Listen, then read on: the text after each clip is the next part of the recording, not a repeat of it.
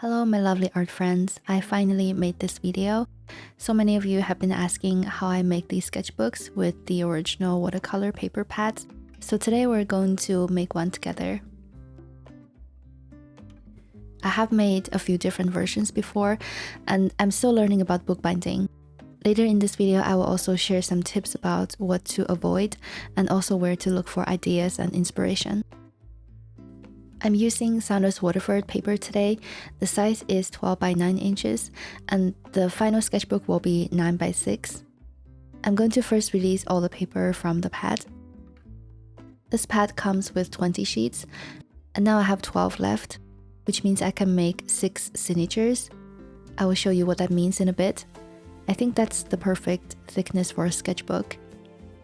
After I take out all the paper, I will put aside the shell, the cover for now. I also saved these information and protective sheets when I just started using this watercolor pad. We will be using them as the first and last pages of the sketchbook. Now I'm going to fold each sheet in half, and to make this task easier, I'm going to be using a paper cutter. Usually this thing comes with, I don't know what it's called. It has two options, one for cutting the paper and the other one for scoring the paper to make things like birthday cards.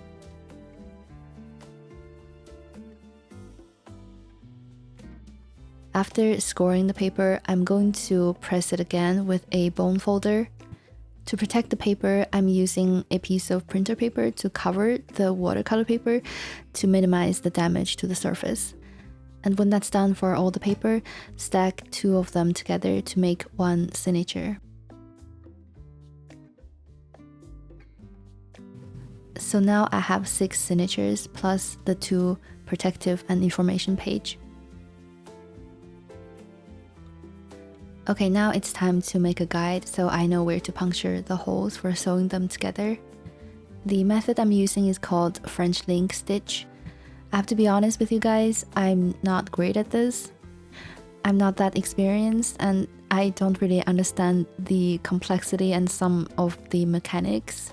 So I strongly recommend you to watch the tutorials from channels that do specialize in bookbinding. I have listed a few tutorials down below if you want to check it out. I also took this domestika class to learn this. Most of them will be using threads in bright colors instead of white, so you guys can see what's going on. So if you never tried bookbinding, I strongly recommend give them a try.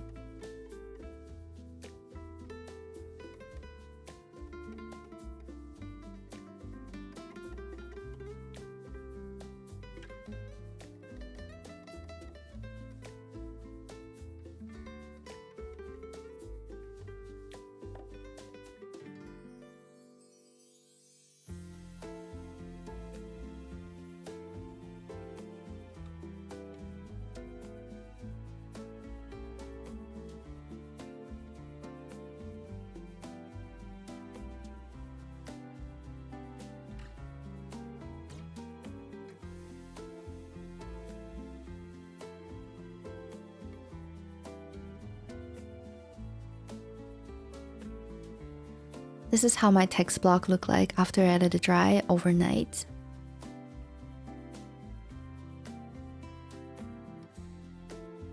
I could make a smaller sketchbook using the same watercolor pad by cutting the sheet in half. That way it will only take 1 sheet of paper to make 1 signature, like that.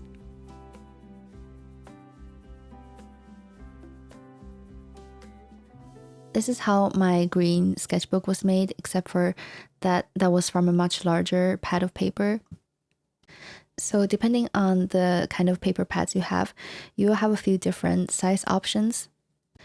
And also depending on how the cover paper is attached to the cardboard. Some are on the short side, some are attached on the long side. For this green sketchbook, it was on the short side, and I used a palette knife to detach that paper from the cardboard because I only wanted to use that cover paper. Whether to include the cardboard or not, that's also something you can choose. I figured for a sketchbook this size, the cardboard is a bit too clunky and not really necessary, so I didn't use it this time. I just glued the cover paper directly onto the first page and the last page, which is also made with their protective sheets. So there are lots of things you can customize for your own needs.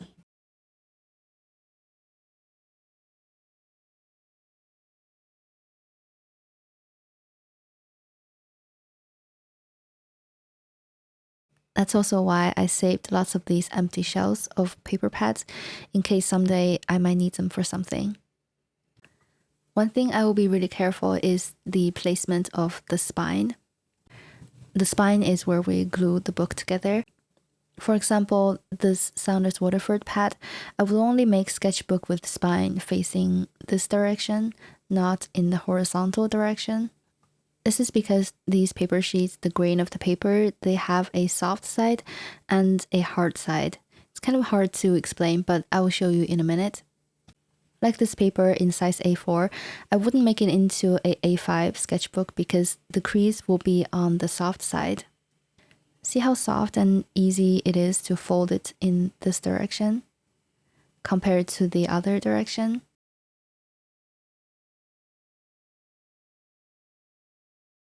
If I crease it on the soft side and make it into a sketchbook, this is what's going to happen every time I use lots of water on it.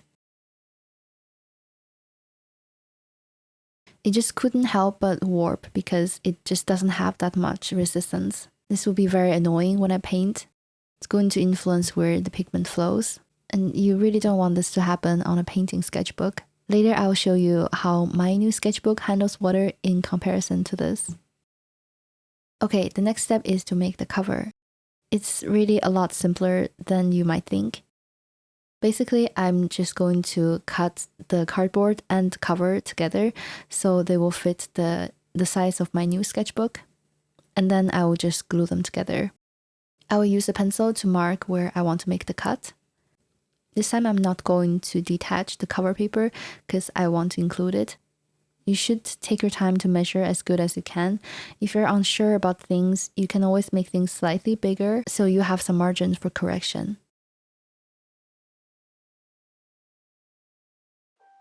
I'm using a roller cutter here, but you can also use a knife or even scissors.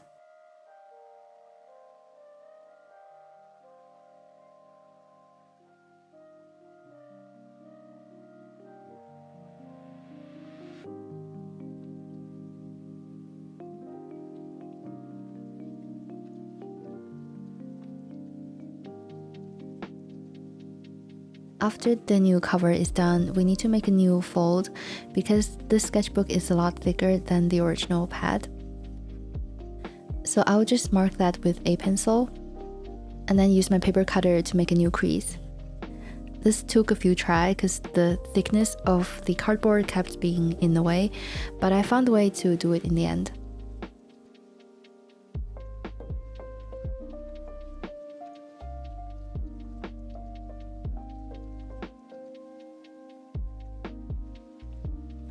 Now it's coming together nicely. I noticed that the cardboard was slightly too big, so I give that a trim.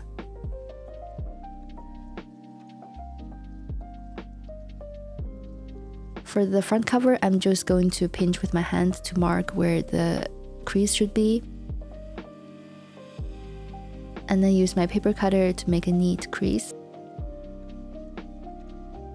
After that, all there left to do is to glue together the cardboard with the last page. I'm going to be using a PVA glue stick from my local store.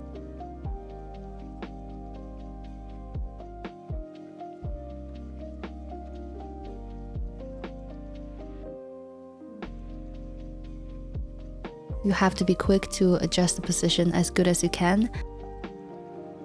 You can use a ruler or bone folder to push out the air bubbles and flatten out the paper. When it's completely dry, the new sketchbook is ready to use. So let's see how it handles big washes.